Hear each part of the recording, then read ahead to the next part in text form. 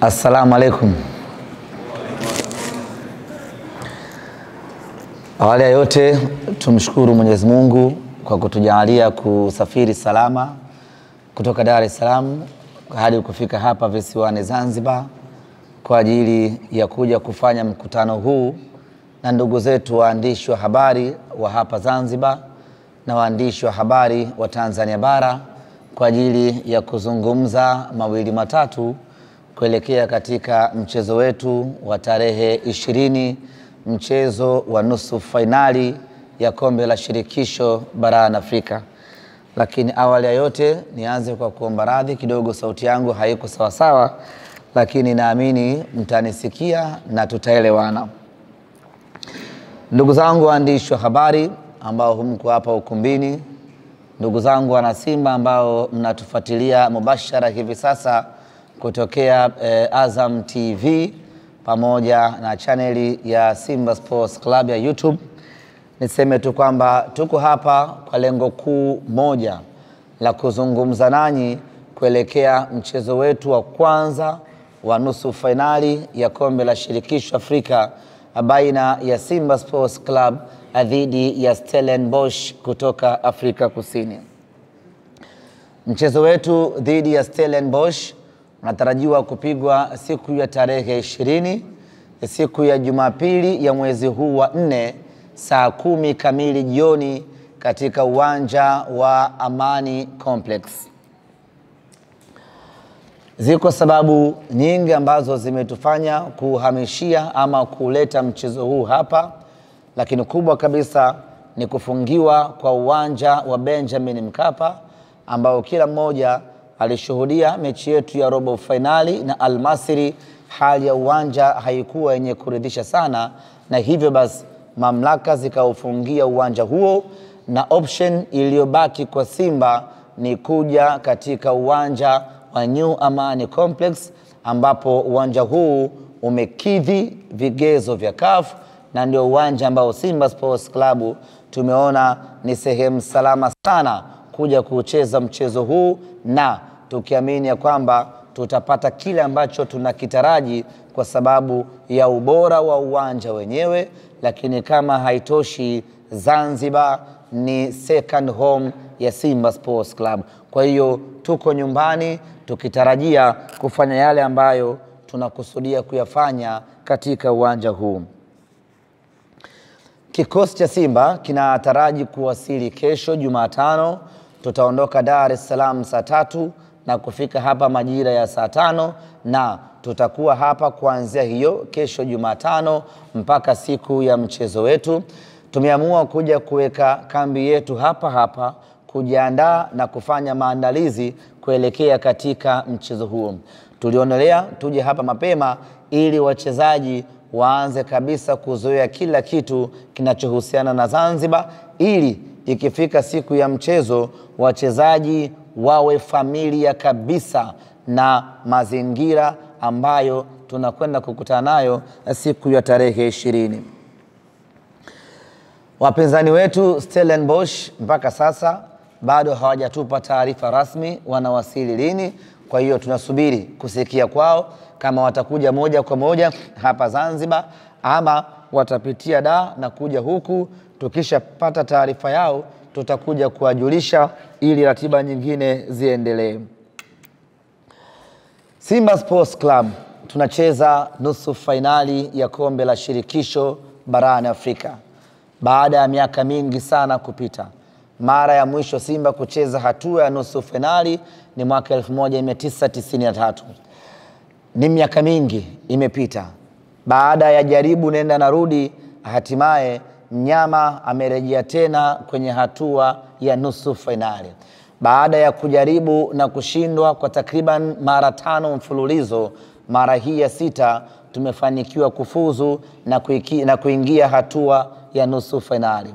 Sisi Simba Sports Club, kuanzia bodi ya wakurugenzi, management pamoja na mashabiki, tunayo furaha kubwa mno kufanikiwa kuingia hatua ya nusu fainali. Hii ni hatua muhimu sana kwetu kwa sababu inaongeza profile ya klabu yetu, inakuza profile ya klabu yetu. Nyote mmeona baada ya Simba kufanikiwa kuingia hatua ya nusu finali, tumepanda viwango vya ubora vya CAF kutoka nafasi ya 7 mpaka nafasi ya 4 hivi sasa. Ni juhudi ambazo zimeanzia mbali, ni juhudi ambazo zimeambatana na kuanguka na kusimama, na hatimaye hii leo tumefikia nafasi ya 4. Lakini nafasi ya 4 bado sio malengo ya Simba Sports Club. Nusu finali bado sio malengo ya Simba Sports Club. Nusu finali ni sehemu ya mapito ya Simba. Nafasi ya 4 ni sehemu ya mapito ya Simba Sports. Tunaitamani sana nafasi ya kwanza Afrika. Inawezekana ikawa ngumu kutokana na yule ambaye anashikilia nafasi hiyo hivi sasa, kwa maana Al Ahly, lakini lazima tujaribu kumsogelea. Kwenye kujaribu kumsogelea, maana yake tunaweza tukafika nafasi ya 2, tukafika nafasi ya 3, na kazi hiyo inaanza tarehe 20 ya mwezi huu wa 4 katika dimba la Amani. Imani yetu ni kwamba tukifanikiwa kuvuka na kwenda hatua inayofuata, kwa maana hatua ya fainali, tutakuwa tumepiga hatua kubwa zaidi kwenye ubora wa kafu, na hayo ndiyo malengo ya Simba Sports Club. Kuelekea katika mchezo wetu huu dhidi ya Stellenbosch, wako watu ambao wameshaingiwa na ubaridi kwa sababu tu tumehama kutoka Benjamin Mkapa tumekuja uwanja wa Amani. Wengi wana imani kubwa ya kwamba Simba ana uwezo wa kufanya vizuri anapokuwa katika dimba la Benjamin Mkapa. Imani ya kwamba Benjamin Mkapa hatoki mtu imewaingia na kuwavaa wana Simba. Hawa ndio ambao wanapata mashaka kuhamia uwanja wa Amani. Simba ataendelea kufanya ubaya ubwela kama kawaida kuhamia uwanja wa Amani. Simba ataendelea kuwa na ubora wake ule ule kuhamia uwanja wa Amani. Simba tutaweza kuvuka na kwenda hatua ya fainali. Kila mmoja anaamini hii ingewezekana kama ingekuwa Benjamin Mkapa, kwa sababu pale ni sehemu ambayo Simba tunakuwa hatueleweki ni kiumbe cha aina gani. Niko hapa kuwaambia, kuwahakikishia na kuwatoa hofu wana Simba, na niwaambie tu ya kwamba shehe ndiye ambaye amebadilika, kanzu ndiyo ambayo imebadilika, lakini shehe wetu ni yule yule. Tumehama kutoka Benjamin Mkapa, tumehama kutoka Tanzania bara na kuja uwanja wa Amani, lakini mnyama ni yule yule, na atakayo kwenda kuyafanya ni yale yale, na malengo yetu ni yale yale, kuvuka nusu finali kwenda hatua ya finali. Malengo yetu ni yale yale, kumfanya vibaya Stellenbosch hapa katika uwanja wa Amani. Kwa hilo asitokee mwana Simba akawa na wasiwasi unalo ya kwamba tumehamia uwanja mwingine, makali ya Simba yatapotea ama ubora wa Simba utapotea. Ni wahakikishie wana Simba ya kwamba Simba ni ile ile. Hata tungeenda kuchezea chini ya bahari, Simba ubora wake ni ule ule. As long as ni ardhi ya Tanzania, Simba tunakwenda kufanya yale yale. Kwa mtu asiwe na mashaka hata kidogo. Ambacho tungemfanya Stellenbosch katika uwanja wa Benjamin Mkapa ndicho ambacho tunakwenda kumfanya hicho hicho katika uwanja wa New Amani Complex. Kwa hiyo wala wasiwe na wasiwasi, wao jukumu lao la msingi ni kuja tu uwanjani, mengine yote watuachie sisi.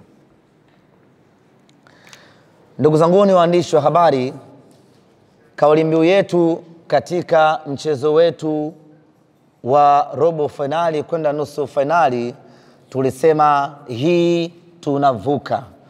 Tuliweka wazi kwamba hii tunavuka kwa sababu tulihitaji kweli kuvuka kutoka robo finali kwenda nusu finali. Na sisi kwetu hatua ya nusu finali mwaka huu ilikuwa ni kitu muhimu kweli kweli. Niliwahi kueleza ya kwamba katika mechi hile tumeweka kila kitu mpaka uhai wetu kuhakikisha kwamba tunavuka, tunakwenda hatua ya nusu finali. Nguvu kubwa, kazi kubwa, juhudi kubwa, maarifa makubwa yalitumika kuhakikisha kwamba Simba anatoka robo fainali anakwenda nusu fainali. Ni hatua ambayo kila mwana Simba alikuwa na iota siku moja klabu yake ifikie hatua hiyo. Asante Mungu, tumefanikiwa, tumeingia hatua ya nusu fainali. Je, baada ya kuingia nusu fainali tunafanyaje sasa? Tunakwenda na kauli mbiu gani sasa? Tujipukute, tuseme ya kwamba tumefanikiwa, hii ndio ilikuwa ndoto yetu, ama tufanye kitu gani? Kauli mbiu yetu kuelekea hatua ya fainali, kuelekea mchezo huu, tunasema hatuishii hapa.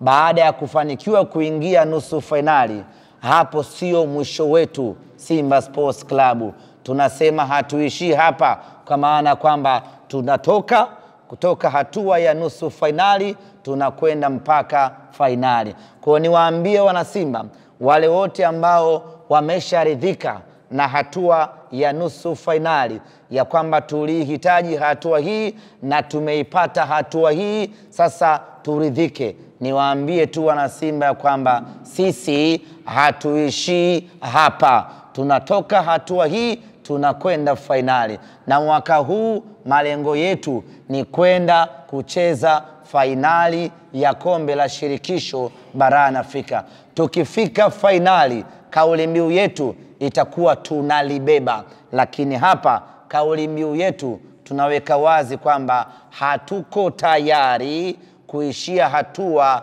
ya nusu fainali, na ndiyo maana kwa kauli moja na kwa nguvu moja tunasema ya kwamba hatuishii hapa. Ndugu zanguni, bila shaka kila mmoja alifanya kazi kubwa sana ya kuhakikisha kwamba Simba anatoka robo fainali anakwenda nusu fainali. Kila mtu ni siri yake, alifanya kitu gani Simba kufika nusu fainali. Kila mmoja anajua alifanya kitu gani. Aliyeomba anajua aliomba nini, aliyesali anajua alisali sala ngapi, alisali raka ngapi. Kila mmoja anajua alichokifanya kuhakikisha kwamba Simba inafika hatua ya nusu fainali. Wachezaji wanajua walipambana vipi kuhakikisha kwamba Simba anafika nusu fainali. Viongozi wamepambana kwa kiwango gani, wanajua wao kuhakikisha kwamba Simba anafika nusu fainali. Benchi la ufundi wanajua walitumia mikakati gani na mbinu gani ya kuipeleka Simba nusu fainali. Nusu fainali tumefika. Rai yangu, wito wangu, kila alichofanya mtu kuitoa Simba robo fainali, kuipeleka nusu fainali, kwenye mechi hii ya kuitoa Simba nusu fainali, kuipeleka fainali, afanye mara tatu yake. Kama aliomba, basi azidishe maombi mara tatu yake. Kama alisali, basi azidishe sala mara tatu yake. Mapambano yoyote ambayo mtu aliyafanya kuitoa Simba robo fainali, kuipeleka nusu fainali, ayafanye mara tatu yake. Wachezaji wetu, nguvu waliotumia kwenye robo fainali, kwenye mchezo wa nusu fainali, watumie nguvu hiyo mara tatu yake. Viongozi wetu, mapambano walioyafanya kuitoa Simba robo fainali, kuipeleka nusu fainali, wafanye mapambano hayo mara tatu yake. Yaani kila mmoja azidishe mara tatu mapambano yake kuhakikisha kwamba Simba Sports Club anakwenda kucheza nusu fainali ya kombe la shirikisho Afrika msimu huu. Inawezekana sana Simba kucheza fainali kwa sababu timu hiyo tunayo, ubora huo tunao, na kila kitu kimekaa vizuri kwa upande wetu. Na kama haitoshi, fainali tunaanzia ugenini, tunamalizia nyumbani. Haleluya! Tunakosaje ubingwa mwaka huu mwana Simba? Kwa hiyo kazi kubwa ya kufanya iko hapa kwenye hatua ya nusu fainali. Tunaanzia nyumbani, tunakwenda kumalizia ugenini. Tunapaswa kufanya kila kinachowezekana katika mchezo wa tarehe 20. Kazi yote imalizikie hapa, shughuli yote imalizikie hapa. Matokeo mazuri tutakayopata katika mchezo huu, tukienda Durban, Afrika Kusini, tunakwenda kumalizia mechi ya pili. Wakati huo tayari mnyama ana uhakika wa kucheza fainali. Kwa ndugu zangu wana Simba, hii sio mechi ya mtu mmoja. Hii sio mechi ya viongozi, na wala hii sio mechi ya wachezaji. Hii ni mechi ya kila mwana Simba. Kila mwana Simba aicheze hii mechi kadri anavyoweza, mara 3 ya nguvu aliyokuwa nayo, kuhakikisha kwamba mnyama anatoka nusu fainali, anakwenda fainali. Na kwa hapa sasa, na kwa mechi hii sasa, tunatakiwa kuunganisha nguvu ya visiwani na nguvu ya bara, ziwe zote kwa pamoja, tumpeleke mnyama fainali. Hiyo inawezekana sana. Mechi inakuja kuchezwa Zanzibar. Wenyeji wetu ni watu wa Zanzibari. Wao wana kazi kubwa ya kufanya, kuhakikisha ya kwamba wanaipeleka Simba fainali. Na kwa hilo mimi sina mashaka nalo. Nitoe rai, nitoe wito, nitoe ombi kwa Wazanzibari wote, hasa wa Simba, kuhakikisha ya kwamba tunashikamana, tunapambana, tunafanya kila kinachowezekana, mnyama anakwenda nusu fainali. Niliwahi kusema katika mazungumzo yangu ya kwamba kila wakati wana historia yao. Wenzetu wana Simba, wenzetu wana historia ya kuipeleka Simba fainali mwaka 1993.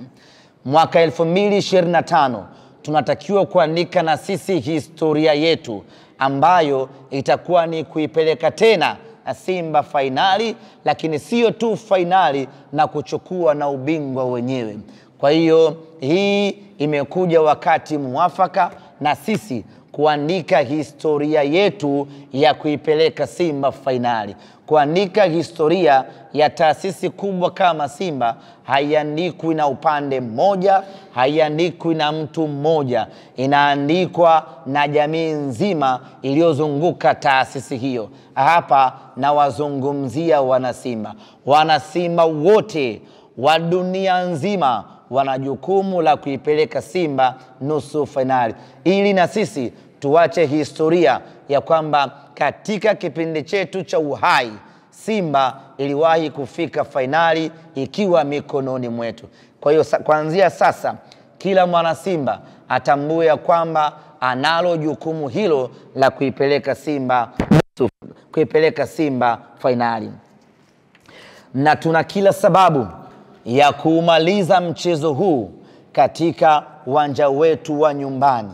Tuna kila sababu ya kuhakikisha ya kwamba tunapata matokeo mazuri katika uwanja wetu wa nyumbani. Tuna kila sababu ya kuua hii mechi katika uwanja wetu wa nyumbani. Tufanye kila kinachowezekana kufanywa, mnyama apate matokeo mazuri katika uwanja huu wa Amani. Tukienda katika mechi ya marudiano, twende tukamalize kazi, mnyama aende fainali. Mpinzani wetu Stellenbosch sio mpinzani wa kumbeza. Ni kweli ni timu ngeni katika soka la Afrika, lakini mpaka anafika nusu fainali, manake kuna kazi kubwa ambayo ameifanya na kuna ubora aliyokuwa nao uliomfikisha hapa hatua ambayo amefika. Kwa hiyo hatupaswi kumchukulia poa hata kidogo. Kwanza kila mwana Simba anapaswa kushtuka, amewezaje kumtoa Zamalek ambaye ni bingwa mtetezi. Nina imani hapa kila mwana Simba alikuwa anapiga hesabu ya kwamba nusu fainali ni sisi na Zamalek. Kila mwana Simba alikuwa na imani hiyo, lakini baada yake tukaja kupata matokeo ya kushtukiza. Tena Zamalek akiwa nyumbani kwao Misri amefia pale pale mbele ya Stellenbosch. Hii peke yake inapaswa kutufanya sisi wana Simba kuamka sasa. inapaswa kutufanya sisi wanasimba kufikiria mara mbili aina ya mpinzani ambaye tunakwenda kukutana naye. Hajamtoa Zamalek kwa bahati mbaya, hajafika nusu fainali kwa bahati mbaya. Ana ubora uliomfikisha hapo. Kuna miaka ya nyuma huko, kuna timu ziliwahi kufika nusu fainali ikiwa iko hoi. Ni tofauti kabisa na Stellenbosch. Amefika nusu fainali kwa ubora aliyokuwa nao. Na Waswahili wanasema ukimuona tembo juu ya mti, basi kuna namna ambayo imemfikisha hapo. Yaani usije kumuona tembo juu ya mti alafu ukachukulia poa. Lazima ujiulize mara mbili amefikaje hapo juu ya mti. Kwa huyu Stellenbosch kufika kwake nusu fainali, lazima wanasimba tufikirie mara mbili amefikaje juu ya mti, amefikaje nusu fainali. Ukimuona nyani mjini katikati posta, yuko na mtu wake huyo. Usifikiri amepotea njia tu, lazima tumtafute nani kamleta nyani posta. Kwa hiyo ukimuona Stellenbosch yuko nusu fainali, lazima tukae kitako wanasimba tujiulize mara mbili, huyu bwana amefikaje nusu fainali. Na kama amefika nusu fainali, amemtoa nani na nani hadi kufika hapa? Je, anashindwa kututoa sisi wanasimba? Ni jambo la msingi mno la kujiuliza. Tukishapata majibu, tujue ugumu wa kazi tuliokuwa nayo kuielekea nusu fainali yetu. Ni kweli ni timu ngeni, lakini ina wachezaji wenye uzoefu mkubwa, ina wachezaji wenye ubora mkubwa, na kama haitoshi, wana kocha mkubwa kweli kweli, ambaye Simba tumeshawahi kukutana naye kwenye hatua ya robo fainali ya kombe la shirikisho, akatufunga tukaondolewa. Nataka mjue ni kocha bora kiasi gani ambaye tunakwenda kukutana naye.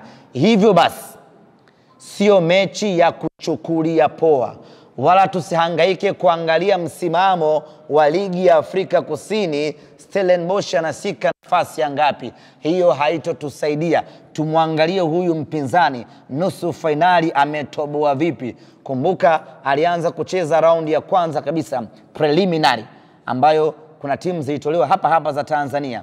Akaja akacheza raundi ya kwanza akatoboa, akaja akaingia group stage akatoboa, akaenda robo finali na bingwa mtetezi akatoboa. Leo hii amekutana na mnyama. Ndugu zangu ni wana Simba, tuna kazi kubwa kweli kweli ya kufanya, kuhakikisha ya kwamba tunamdhibiti, kuhakikisha ya kwamba tunamfunga hapa katika uwanja wa Amani. Tukienda kwenye mechi ya marudiano ni yena mnyama anakwenda zake fainali, na tukifika fainali hiyo ni unstoppable mpaka ubingwa insha Allah. Ndugu zangu,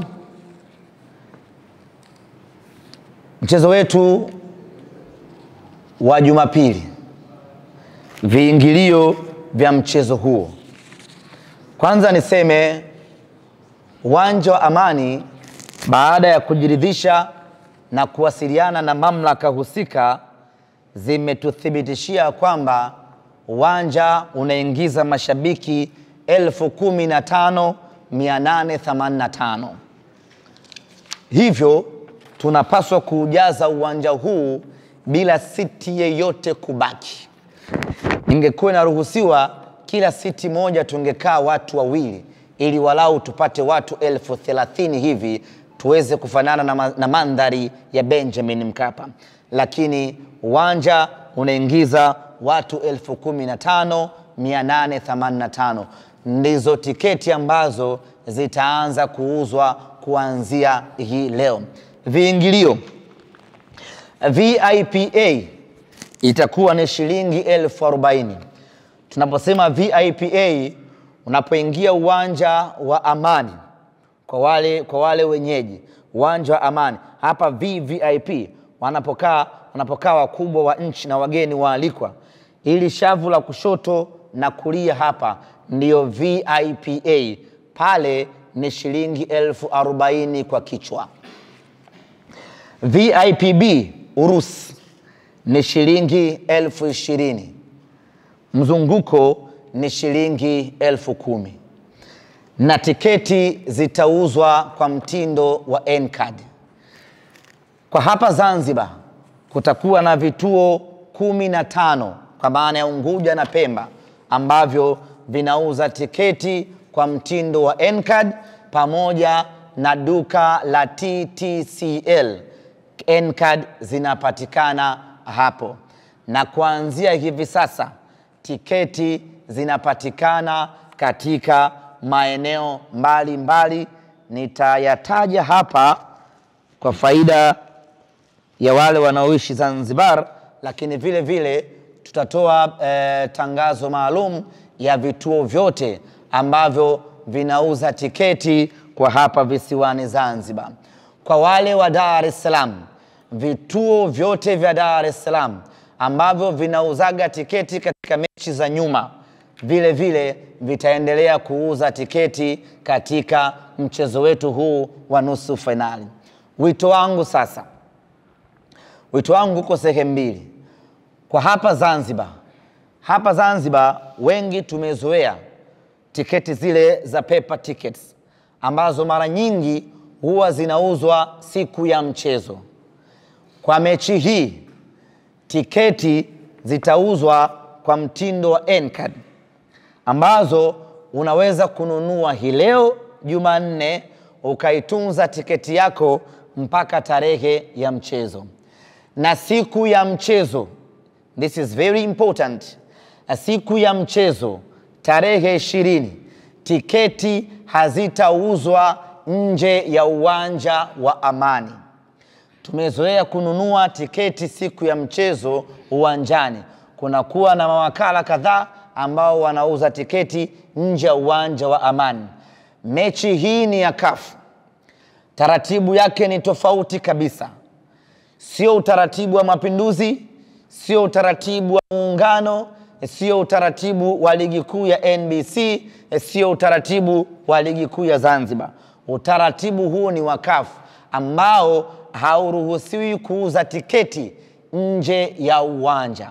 Hivyo basi, yeyote ambaye anahitaji kununua tiketi, anunue tiketi yake hivi sasa katika vituo ambavyo ninavitaja hapa.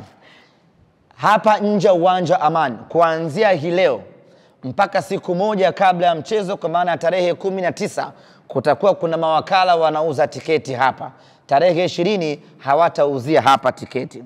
Lakini vile vile yuko Muhammad Zaharan Abdullah. Huu ni wakala wa kuuza tiketi, anapatikana hapa Unguja. Lakini Shadrack Kimario yupo Kariakoo Mchina Tambi, naye ni wakala wa kuuza tiketi. Nuhu Jumanne yuko Bubu Skuli, naye vile vile anauza tiketi. Rashid Isa Juma yuko Fuoni Mambo Sasa na Wasilisha, naye vile vile anauza tiketi.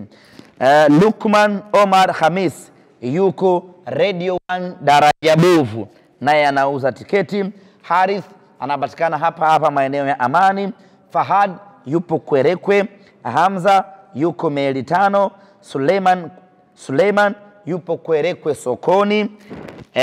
Mwinyi Mwana Kwerekwe Car Wash, naye vile vile anauza tiketi. Bila kumsahau TTCL ambayo ipo Kijangwani, na kwenye vile vile wanauza tiketi. Kwa hiyo tiketi yako nunua mapema hivi sasa. Kwa wale wa Dar es Salaam, usisubiri mpaka uje Unguja ndio uje ununue tiketi yako. Tiketi yako mwana Dar es Salaam, nunua huko Dar es Salaam. Ukija huku uje na tiketi yako mkononi. Tumetaja capacity ya uwanja hapa ili kila mtu aone ni idadi ndogo kiasi gani ukilinganisha na mahitaji ya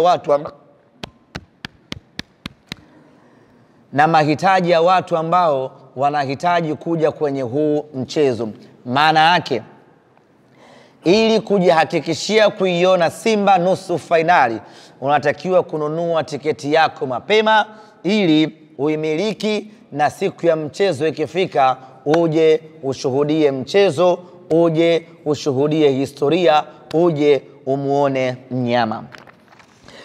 Kama ambavyo nimesema, mechi hii inapigwa katika uwanja wa Amani hapa Zanzibar, na wenyeji wetu ni watu wa Zanzibar kabisa, ambaye hujawahi hata kumfikiria kama yupo kiumbe wa aina hiyo. Kwa hiyo basi, ndugu zangu wa Zanzibari, niwaambie tu ya kwamba tarehe 20 mnakwenda kushuhudia kila kitu kipya katika uwanja wa New Amani Complex. Hii sio mechi ya mtu kukosa. Hii sio mechi ya mtu kuangalia kwenye TV. Hii sio mechi ya mtu kuhadithiwa. Hii ni mechi ambayo kila mtu anatakiwa aitazame kwa macho yake ya nyama, na tarehe 20 kila mtu atakwenda kuiona Simba ninayoizungumzia hapa. Na watu wa Zanzibar na kila sababu ya kujipongeza kupata nafasi ya kuiona Simba hii ambayo kwa mara ya kwanza, ikiwa nafasi ya 4 kwa ubora Afrika, inakuja kucheza katika ardhi yenu. Maana yake ni kwamba ni heshima kubwa, ni jambo la kujivunia. Tukutane New Amani Complex tarehe 20. Mechi ni saa 10 kamili, na hili ningependa tusisitizane hasa kwa wenyeji hapa, na kwa kuwa nyie ndio wenye huu mchezo, lazima tuwekeze nguvu kukumbushana kuhusu nyinyi. Tumezoea mechi zetu hapa mara nyingi ni saa 2:15 usiku, umeshashiba vizuri bofu yako, unakuja uwanjani. Mechi hii ni saa 10 kamili jioni, jua kali linawaka, ndio mechi inapigwa. Na kwa makusudi na kwa sababu zetu tumeweka muda huo, kwa sababu muda mzuri wa mazishi waga ni saa 10.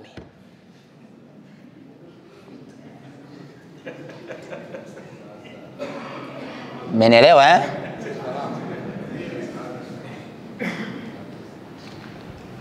Muda mzuri wa kumzika mtu waga ni saa 10. Na sisi mida yetu yote ambao tukitaka kufanya ubaya ubwela na inatiki waga ni saa 10. Kwa saa 10 tunakwenda kuzika mtu New Amani Complex. Amani Complex, neno new toa. Amani Complex, tunakwenda kuandika kaburi la kwanza pale. Tukutane Amani Complex. Kwa hiyo tujiandae kisaikolojia, ndugu zangu. Mechi ni saa 10 kamili. Wale wanaotarajiwa kutoka Dar es Salaam na maeneo ya mbali ya siku ya mchezo, basi watambue kabisa mechi ni saa 10. So nafika hapa, aya, nilijuaga ile saa 2:15. Tusiishi kwa kukariri. Mechi ni saa 10 kamili jioni. Huo ndio muda wetu Simba Sports Club wa kufanya ubaya ubwela, ndio muda wetu wa kwenda kuzika watu. Kwa hiyo tukutane saa 10 kamili. Kama kawaida yetu, sisi ni watu wa heka heka, na mechi hii pamoja na kwamba tuna uwezo wa kuuza tiketi 15,000 ndani ya muda mfupi, lakini asili yetu hatuwezi kuiacha, na mjasiri haachi asili.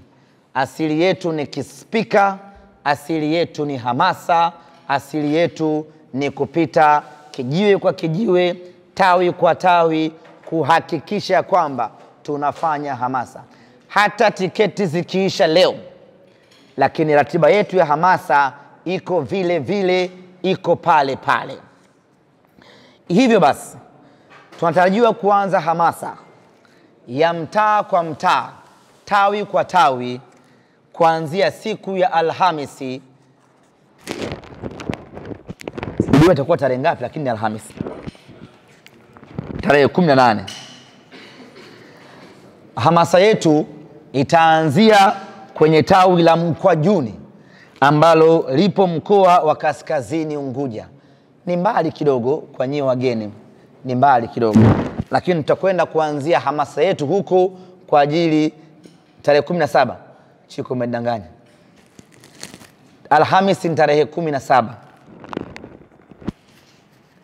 Tukitoka tawi la Mkwajuni tunakwenda tawi la Bumbwini liko huko huko mkoa wa Kaskazini Unguja. Hiyo itakuwa ni siku ya Alhamis, siku itaishia hapo. Siku ya Ijumaa tutaanza na kutoa sadaka kwa watoto yatima. Kituo umeshapata? Sawa. Kwenye kutoa msaada kwa watoto yatima tunashirikiana na Mo Dewji Foundation. Lakini Mzanzibari yoyote, Mtanzania yoyote ambaye atahitaji kujumuika nasi siku ya Ijumaa anaruhusiwa na yeye kuja na sadaka yake, tukaambatana kwa pamoja na kwenda kuwafariji watoto yatima ambao wana uhitaji. Lakini inawezekana wote tusiweze kwenda kwenye kituo kimoja. Hivyo basi wanasimba kutoka maeneo tofauti tofauti, kwenye maeneo yao, kwenye mitaa yao, kwenye matawi yao, wanaweza wakajikusanya pamoja wakaenda kutoa misaada kwenye watu wenye mahitaji maalum. Hiyo itakuwa ni siku ya kitaifa ya Simba kutoa sadaka kwenye vituo vya watoto yatima, kwenye mahospitali, kwenye watu wenye mahitaji, ili mradi kujikaribisha karibu na Mwenyezi Mungu, ili tutakayomuomba atujalie tarehe 20 tuweze kufanya vizuri. Kwa hiyo kwa hapa visiwani Zanzibar, atakayeweza kuambatana nasi ruksa, atakayeshindwa anaweza akafanya yeye binafsi, wakafanya kama tawi, wakachagua eneo lao, wakaenda kutoa sadaka yao, wakaenda kutoa msaada yao, ukiweka nia ya kwamba Mungu, nakupa sadaka, natoa sadaka hii ili Simba yangu iweze kufanya vizuri siku ya tarehe 20. Mungu anapokea, tunamfanyia mtu hapo umafia, nyama anakwenda zake finali. Kwa hili ni swala la kitaifa, kila mwana Simba, kila tawi wanapaswa kufanya hivyo siku ya Ijumaa tarehe 18. Tukimaliza kutoa msaada ama sadaka,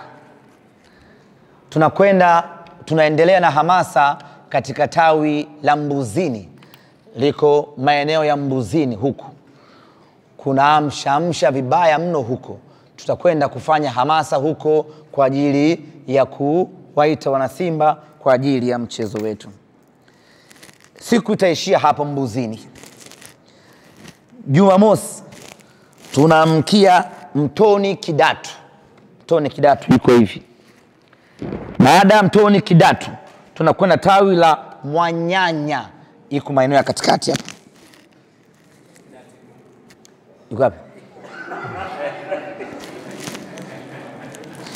Siku ya Jumamosi tutatembelea vijiwe vya kahawa vile maarufu vya hapa mjini, ambavyo vina wanasimba tu, kwenda kuwasalimia na kualika kwenye mchezo wetu. Na kwa hapa Kajole, uwe very smart, usije ukanipeleka kwenye vijiwe vya wavimba macho, unipeleke kwenye vijiwe vya wanasimba nikazungumze na wanasimba wenzangu. Usitupeleke kwenye vijiwe vya watu ambavyo roho zao zimekunja vibaya mno baada ya Simba kuingia nusu fainali. Ndugu zanguni, kuna watu tunacheka nao tu, lakini wanaumia kuanzia utosi mpaka unyayo baada ya Simba kuingia hatua ya nusu fainali. Kwa hiyo tuwe nao makini mno, tucheke nao lakini tusiwaamini. Wanateseka kuanzia asubuhi mpaka jioni. Kila wakikumbuka ya kwamba Simba ameingia nusu fainali, wanaumia pakubwa mno. Hasa hawa watu ni wakuwa nao kwa umakini. Kwa hiyo tutakwenda kutembelea vijiwe vya kahawa, lakini vile ambavyo tuna uhakika navyo ni vijiwe vya Simba Sports Club. Jumamosi tutakuwa na funga kazi kwenye tawi la Kikwajuni. Hili ndiyo tawi la kwanza la Simba Sports Club Tanzania nzima. Lilianzishwa hili, baada hapo likaja tawi la Shibam ambalo ndio tawi la pili, lakini tawi la kwanza kabisa ni tawi hili la Kikwajuni. Kwa hiyo siku ya tarehe 19 tutakuwa na mkutano mkubwa kabisa baina ya sisi na wanachama, mashabiki wote wa tawi hili la Kikwajuni, na matawi yote ya hapa Zanzibar mnaalikwa kwenye tawi hili la Kikwajuni kwa ajili ya funga kazi kuelekea katika mchezo wetu ambao utakuwa ni kesho yake siku ya tarehe 20. Inawezekana kwenye orodha hii tawi lako halijatajwa ama tawi lako halimo. Hiyo isikutie mashaka mwana Simba. Muhimu hapa sio kutembelea tawi fulani. Muhimu hapa ni kutembelea wana Simba. Kwa hiyo kama wewe uko karibu na tawi fulani lakini sio tawi lako, wewe njoo kwenye hilo tawi, tutakutana hapo tuzungumze pamoja. Kama ilivyo kwa Muislamu achagui msikiti, adhana ikilia hapo hapo walipo wanaingia na swali. Ndivyo hivyo kwenye harakati hizi, tawi lolote ambalo wewe mwana Simba utakuwepo, ni karibu yako, karibu hapo, tuje tuzungumze kuhusiana na Simba yetu. Kwenye hili letu ni moja, hatuishii hapa, tunataka kwenda mpaka fainali.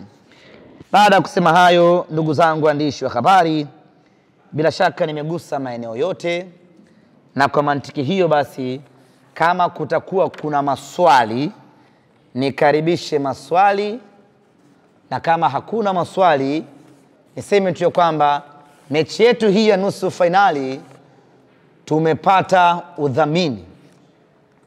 Yaani mechi hii ya nusu fainali ina wadhamini wake maalum kutokana na ukubwa wa mechi yenyewe.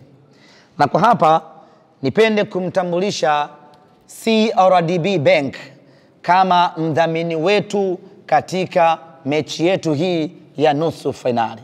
Amekuwa nasi CRDB tangu mechi ya kwanza kabisa ya hatua ya makundi mpaka hii leo, ameendelea kudhamini mechi hadi mechi.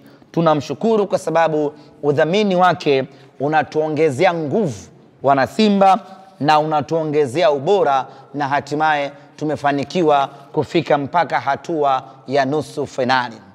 Na tumwambie tu ya kwamba CRDB ya kwamba hatutakuangusha, tutakupeleka mpaka fainali kwa mapenzi yake Mwenyezi Mungu. Manake ni kwamba utaendelea kutupa hela zako mpaka fainali.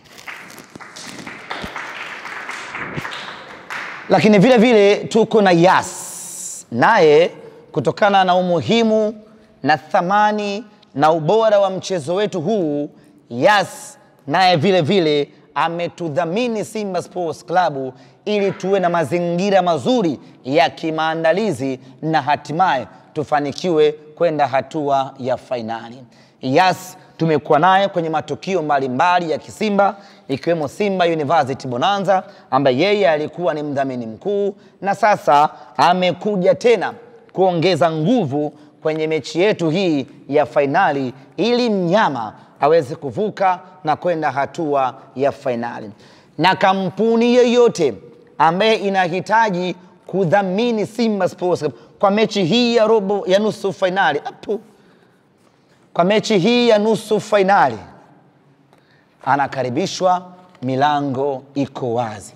Na nichukue nafasi hii kuishukuru CRDB pamoja na kampuni ya Yas kwa kuona umuhimu, kutambua thamani ya mechi hii na kuona kila sababu ya wao kuongeza nguvu, kumwongezea nguvu mnyama ili twende tukapambane na Stellenbosch na hatimaye tuvuke twende hatua ya nusu finali.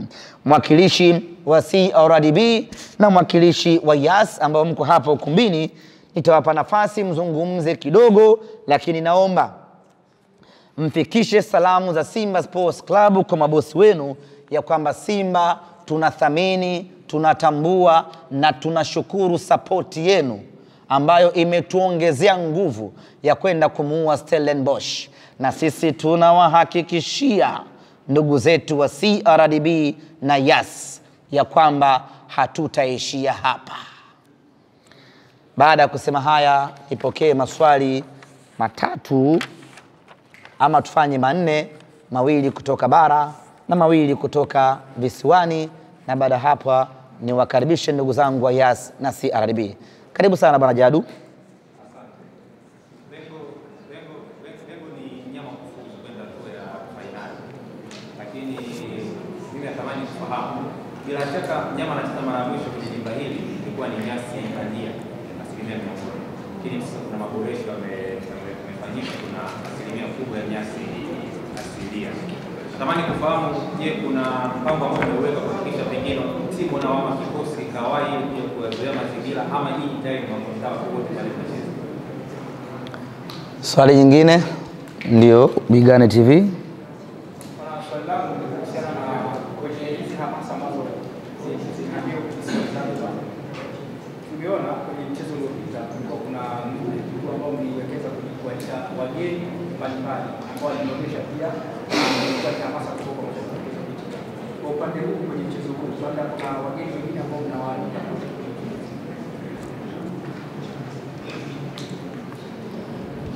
Mimi swala langu ni moja tu. Ndio.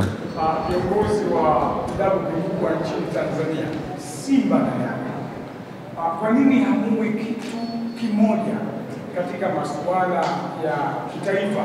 Tumeona kwamba Yanga ikicheza, baadhi ya mashabiki walikuwa kabisa Yanga, Simba wakicheza wanaikana, Yanga ikicheza inakandamizwa na Simba, Simba ikicheza inakandamizwa na Yanga. Hii inaonekana kama tukiwa kitu kimoja Tanzania kwa jambo la kitaifa tutapata mafanikio makubwa. Wenzetu Misri kitu kimoja, na tukenda na shirikiana wote pamoja. Kwa hiyo tunapoishi wa Tanzania. Faruk Karim, nafasi ya upendeleo. Swali? Ndio kwa jibu. Tumalizie la 4. Moja la visiwani. Amna la visiwani. Ndio Bakar Mohamed, Bomba FM, ndio.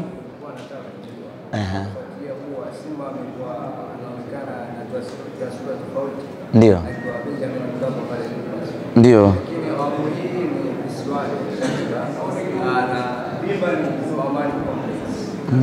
Kwa hiyo nilikuwa nataka kujua tuko wako nyumbani, lakini kama hii wameandaliwa wachezaji mazingira mazuri kiasi gani, lengo kuizoea hiyo hali kwa haraka na ikiwezekana kufanya. Ndio. Bwana msemaji, umezungumzia kuhusiana na hamasa kutaja vituo vingi ambavyo tunajua kwa wanasimba ambao wako Pemba wameandalia Pemba mbali. Nadhani tujibu haya maswali. Jadu anauliza mara ya mwisho Simba Sports kucheza uwanja wa Amani ilikuwa ni nyasi bandia. Sasa hivi kuna nyasi asilia. Je, mpango ukoje kuhakikisha kwamba timu inakuja mapema ili kuzoea nyasi asilia? Niseme tu ya kwamba nyasi asilia tangu tumeanza mashindano yetu Simba Sports, kuanzia hatua ya kwanza hadi kufika hapa, hatujacheza katika uwanja wa nyasi bandia. Maana yake ni kwamba sisi tuna uzoefu mkubwa na uwanja wa nyasi asilia. Kwa tunakuja kucheza katika mazingira ambayo tayari tunayajua, tayari tumeyazoea. Lakini kama haitoshi, timu inakuja kesho. Though hatutofanya mazoezi katika uwanja wa Amani, lakini tutafanya mazoezi katika kiwanja ambacho kinafanana asili yake na uwanja wa Amani, ili wachezaji waweze kuzoea ile comfortability ya nyasi za uwanja wa Amani. Kwa hilo lisikutie mashaka. Uliza nini? Wageni nini? Mechi ya robo finali anauliza, tulialika wageni wengi sana, jambo ambalo lilileta hamasa kubwa. Uko sahihi, na katika mechi hii mwendo ni ule ule. Never change the winning team. Kwa hiyo basi, kwa kuwa mbinu ile ilitupa mafanikio makubwa hasa kwenye hamasa, maana yake tutaendelea kuitumia mbinu ile ile. Hii ni kusema ya kwamba tutaendelea kutangaza wageni ambao tutawaalika katika mchezo wetu wa tarehe 20. Tupiane subira, leo ndo kwanza Jumanne. Swali moja kutoka hapa visiwani Zanzibar. Kaka mkubwa anauliza, kwa nini vilabu vya Tanzania hamui kitu kimoja napocheza na vilabu vya nje? Na huyu bwana aliuliza anaonekana ni mzalendo sana, kwa sababu ameuliza hili swali kwa uchungu. Nilikuwa nasoma taswira yake ilivyo. Swala la kuwa kitu kimoja.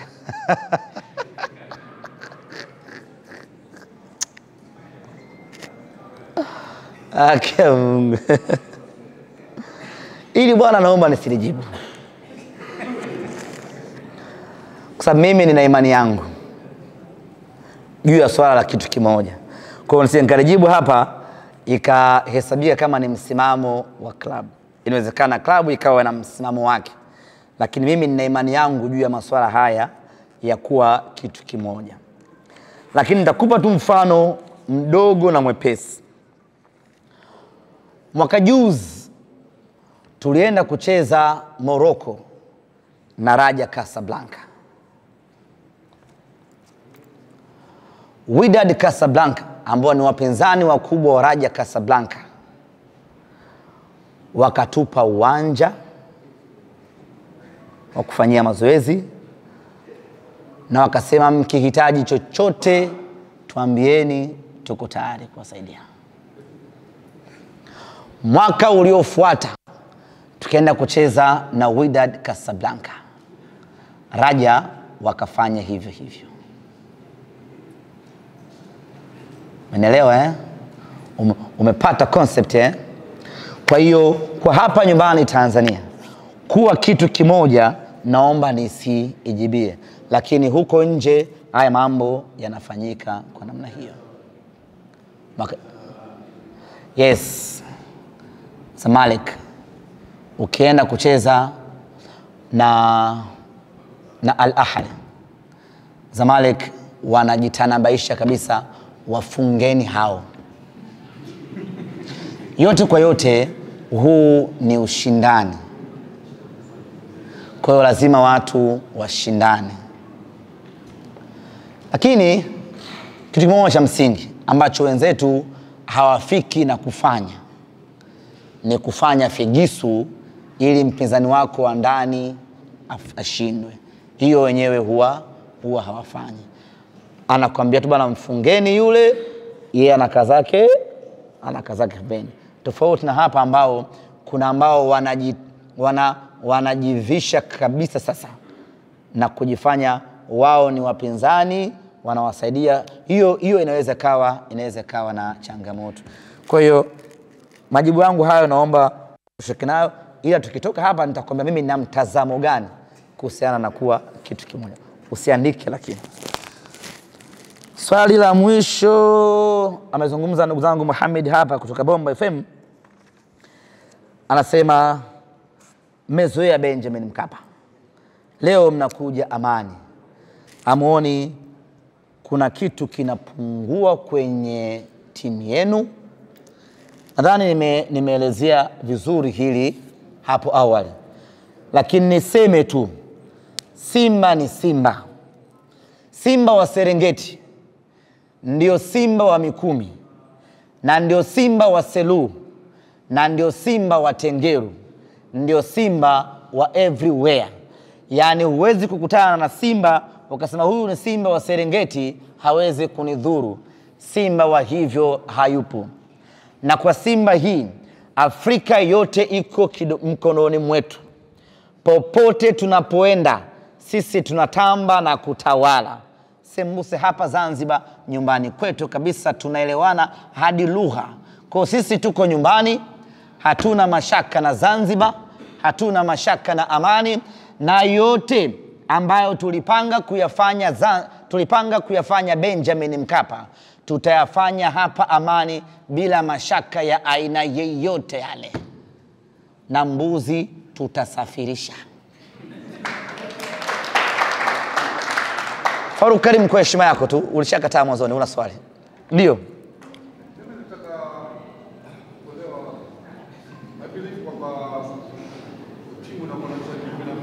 Ndio. Fikia mwisho, lakini kuna jambo la msingi sana ningependa kusisitiza, nalo linahusiana na amani, utulivu na ustaarabu katika mchezo wetu wa nusu finali.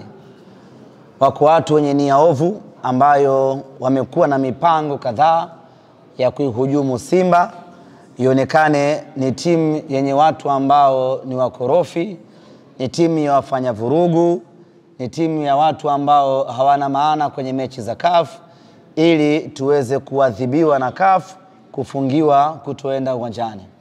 Kwenye mechi yetu na Al Masry, kila mmoja alishuhudia dakika za mwishoni kuna mtu mmoja alivamia uwanja, lakini kabla hajatimiza dhamira yake aliyokusudia alizuiliwa. Sasa basi, mtu yule baada ya kumwangalia kwa kina, hakuwa shabiki wa Simba, ni mtu ambaye alikuwa na ajenda yake ambayo aliingia nayo uwanjani, na ajenda yake ni kuichafua taswira ya Simba Sports Club ambayo imekuwa na taswira chanya ya mashabiki bora. Sasa kuelekea mchezo wetu wa tarehe 20, kila mwana Simba awe mlinzi wa mwana Simba mwenzie. Kabla mtu hajafanya chochote, wewe ambaye umekaa pembeni utakuwa unamuona, wewe ndio uwe mtu wa kwanza kumdhibiti huyo mtu. Baada ya hapo utaita usaidizi wa askari kwenda kusaidia zaidi. Tusikubali mtu yoyote atuchafulie taswira yetu ambayo tumehangaika kuijenga kwa miaka mingi. Na sisi bado tuna mchezo mmoja wa fainali mkononi. Kwa hiyo hatuko tayari kwa namna yoyote ile kuicheza fainali bila kuwa na mashabiki. Kwa hiyo ukimwona mtu anajiandaa, ana mpango wa kushuka uwanjani kuja kufanya vurugu, wewe anza naye kumdhibiti huko juu, alafu askari watakuja kukusaidia kumdhibiti zaidi. Ukimwona mtu anajiandaa kurusha kitu, au kafanikiwa kurusha kitu, au kuwasha kitu, hakikisha unamshikilia huyo mtu mpaka askari wanapokuja kutoa usaidizi wa kisheria. Kwa hiyo ndugu zanguni wana Simba, sisi wenyewe kwa wenyewe tuwe walinzi ili kulinda hadhi na heshima ya klabu yetu ya Simba Sports Club. Kumbukeni, tupo kwenye uangalizi wa CAF. Ikitokea tumefanya chochote cha kuvunja sheria za mpira wa miguu, hasa kwenye eneo la mashabiki, maana yake tutazuiwa kuingiza mashabiki. Na tukizuiwa kuingiza mashabiki, maana yake fainali tunakwenda kuiangalia wachache pale Benjamin Mkapa. Sasa tusifikie huko, tudhibitiane wenyewe kwa wenyewe. Asanteni sana.